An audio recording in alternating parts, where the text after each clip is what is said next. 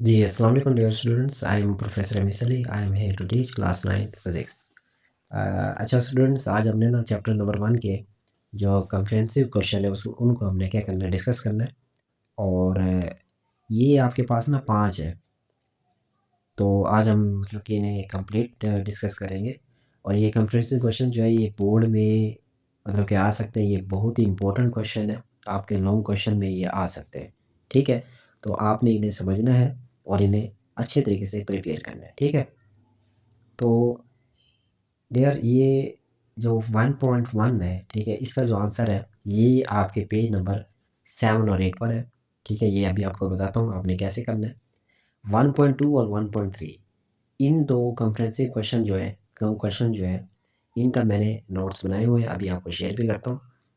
और 1.4 और 1.5 ये जो है आप प्लेलिस्ट में जाएँगे ना जब जो चैप्टर 1 की जो मैंने बनाई हुई है, उसमें मेरा एक लेक्चर होगा differentiate between the precision and accuracy, ठीक है?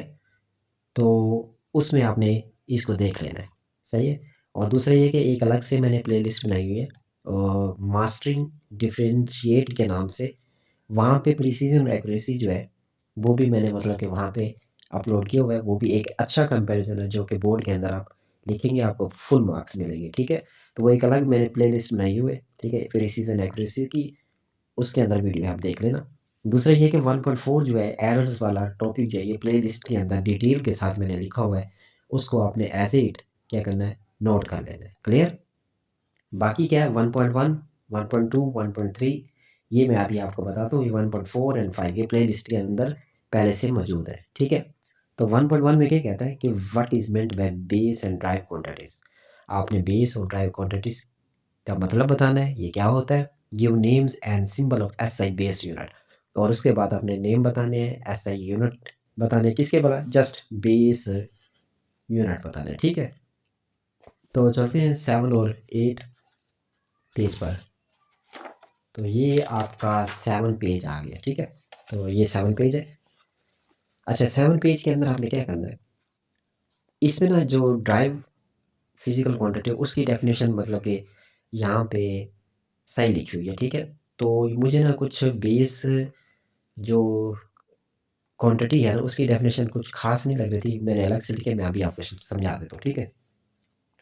पहला क्या है, all the quantities which can be described in term of one or more base quantity is called derived physical quantity. पहले आपने यहाँ से यहाँ तक ड्राइव फिज़िकल क्वांटिटीज़ की डेफिनेशन लिख लेना है। वो ऐसी क्वांटिटी होती है, पहले भी मैंने लेक्चर में एक्सप्लेन किया हुआ है कि ड्राइव जो होती है वो बेस से बनती है। बेस तो बेस है ना, तो बेस से ही जो क्वांटिटीज़ हम एक्सप्रेस कर रहे होते हैं उन्हें हम क्या कहते हैं, ड्राइव क्वांटिटीज़ कहते हैं, ठीक है? फॉर एग्ज़ाम्पल ये एग्ज़ाम्पल भी लिखी हुई जैसे कि speed is a drive quantity which depend on distance and time.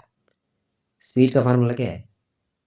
Speed we है ना, वी से रिप्रेज़ेंट करते हैं, वी, डी और डी होता है, तो डी डिस्टेंस है, टी टाइम है, दोनों बेस है। तो बेस दोनों मल्टीप्लाई डिवाइड होके क्या बना रही है आपके पास, स्पीड बना रही है, ठीक है? तो स्टूडेंट उसके बाद क्या है? उसके बाद बेस फिज़िकल क्वांटिटीज़ क्या है? यहाँ से आपने लिखनी है डेफिनिशन कि those quantities on the basis of others quantities can be expressed is called base physical quantities। Clear? आपने ये लिखना है।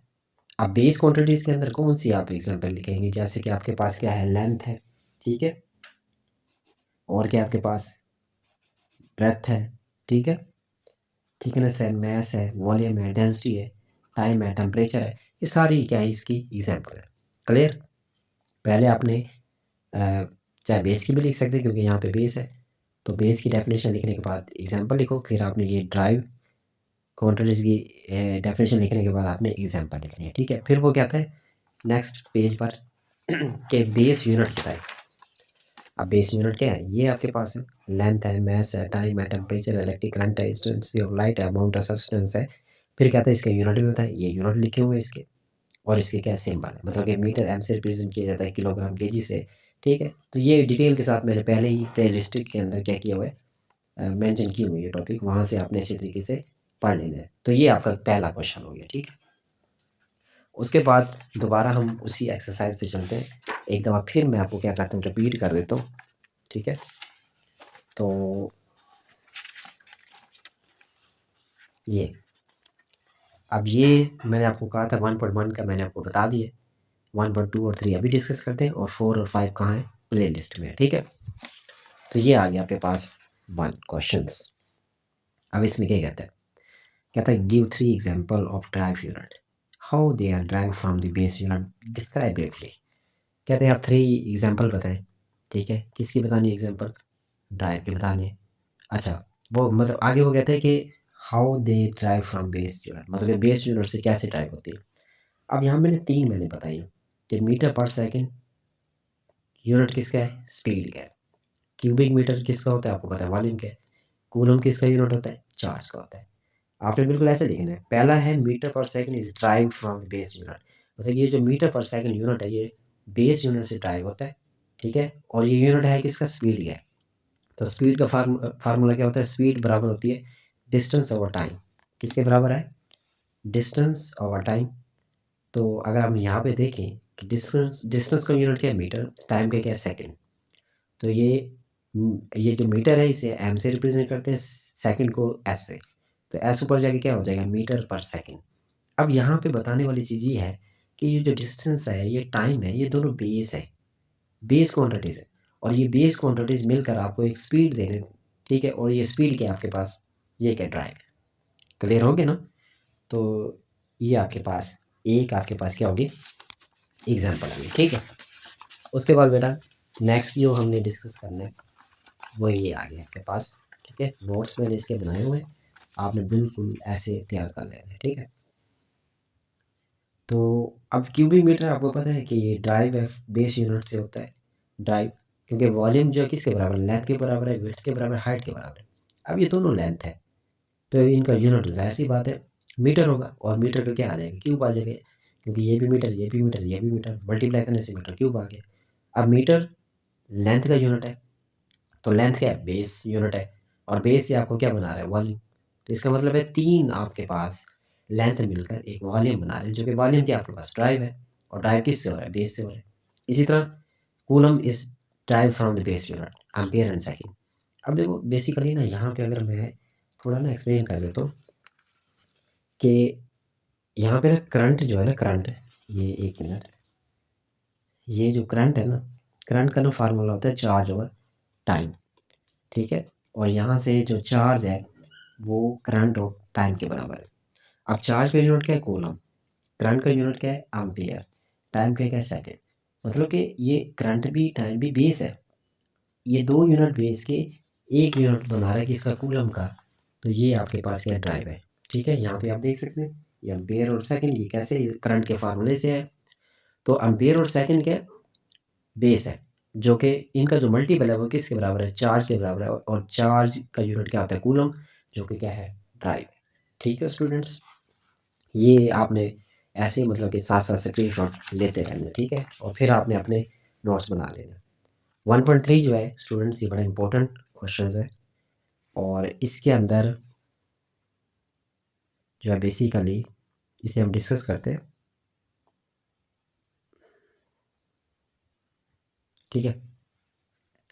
अब इसके ना 6 डिफरेंसेस हैं। अगर आप एग्ज़ाम में ये पूछ लेता है तो आप अच्छे से ये लिखें, स्किप ना करें कोई, तो आपको फुल मार्क्स मिलेंगे। कहता है state the similarities and differences between the vernier calliper and micrometer screw gauge. कहता है इसके अंदर जो सिमिलरिटीज़ हैं वो भी बताएं, डिफरेंसेस हैं वो भी बताएं। सिमिलरिटीज़ कहते हैं कि इन दोनों में जो कॉमन चीज़ें हैं वो बताएं। कॉमन 3 है, क्या है? Both instrument are used to measure small length and thickness, कि दोनों इंस्ट्रूमेंट वर्नियर कैलिपर भी और माइक्रो स्क्रू गेज भी, दोनों मतलब कि लेंथ और थिकनेस मेजर करने के लिए क्या होते हैं? इस्तेमाल होते हैं, ठीक है? उसके बाद क्या है? Both instrument consist of 2 scale, 2 scale पर होते हैं। अब अगर आप वर्नियर कैलिपर की बात करें वहाँ पे मेन स्केल है और वर्नियर स्केल है। स्क्रू गेज की बात करें वहाँ पे मेन स्केल है, सर्कल स्केल है, ठीक है? Both instrument provide more precise measurement than metre scale. ये दोनों इंस्ट्रूमेंट जो हैं ये मीटर स्केल के मुताबिक ज़्यादा अच्छी मेजरमेंट आपको दे रहे होते हैं, ठीक है? क्योंकि इनका लीस्ट काउंट मीटर स्केल का लीस्ट काउंट से क्या होता है? कम होता है। ये तो हो गई सिमिलरिटीज़। अब ये डिफरेंसेस वर्नियर कैलिपर और माइक्रो स्क्रू गेज। अब पहला जो डिफरेंसेस है, it has measure internal and external dimension in depth and depth. Vernier calliper external and internal dimension जो है वो मालूम करने के लिए यूज़ किया जाता है। जैसे गिलास है ना, इसका इंटरनल डायमीटर और एक्सटर्नल डायमीटर आप फाइंड आउट कर सकते हैं। लेकिन micrometer screw gauge it has measure external dimension only, ये एक्सटर्नल डायमेंशन मालूम कर सकता है। एक्सटर्नल डायमेंशन का मतलब ये होता है कि कोई एक ऐसा ऑब्जेक्ट है जिसकी बैरूनी जो सतह है उसकी उसकी लेंथ या वॉल्यूम ये आपको बताएगा। क्लियर? अच्छा, जो लीस्ट काउंट जो है अ, 1 क्लिपर का 0.1 मिलीमीटर होता है और सेंटीमीटर में कन्वर्ट करें तो 0.01 सेंटीमीटर होता है। ये दोनों आपने याद रखने हैं, ठीक है? और इसका 0.01 मिलीमीटर है, सेंटीमीटर क्या होगा 0.001 सेंटीमीटर है, ठीक है? आप इसे दोनों याद करेंगे, मिलीमीटर के अंदर भी, सेंटीमीटर के अंदर भी। थर्ड जो इसका डिफरेंसेस है वो है it has sliding vernier scale. अच्छा जी, वर्नियर कैलिपर की केस के अंदर स्लाइडिंग स्केल होता है जिसे आप स्लाइड कर रहे होते हैं ऐसे। लेकिन in case of micrometer screw gauge it has rotating circular scale, और वहाँ एक रोटेटिंग सर्कुलर स्केल होता है, उसे आप क्या कर रहे होते हैं ऐसे, जो कि ऐसे सर्कुलेट कर रहे होते हैं ऐसे, जैसे मैं पेंसिल को कर रहा हूँ। It has jars for holding object, इसके जार्स होते हैं, मैंने आपको बताया था लॉन्ग क्वेश्चन जब मैं करवा रहा था, तो उसके अंदर मैंने आपको बताया था जार्स जो होते हैं। तो it has an anvil and spindle with a screw. तो in case of micrometer screw gauge आपका स्पिंडल होता है, मतलब कि ऐसे ही जो जिससे आप मूव करवा रहे होते हैं वो बेसिकली क्या है, एक स्पिंडल ही है, ठीक है? Generally less expensive, more expensive and high precision.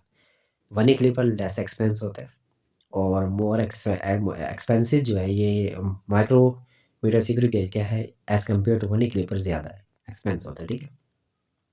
अच्छा, रेंज क्या है? 0.1 मिलीमीटर टू 15 सेंटीमीटर।